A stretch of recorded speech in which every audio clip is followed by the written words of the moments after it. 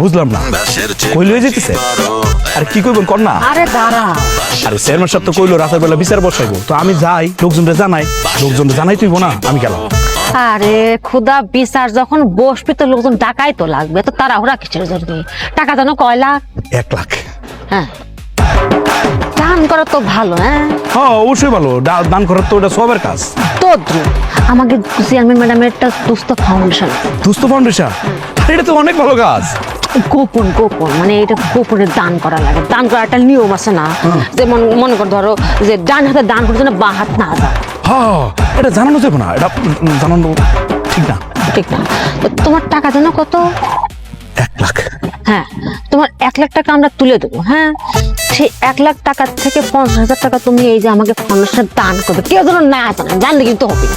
ওমা, এটা কি ধরনের কথা বললেন? টাকাই তো আমার 1 লাখ, এর মধ্যে যদি 50,000 টাকা দিয়ে আমার থাকলো কি? এটাই তোমার বুঝি না। না না, এটা কোনোভাবে সম্ভব না।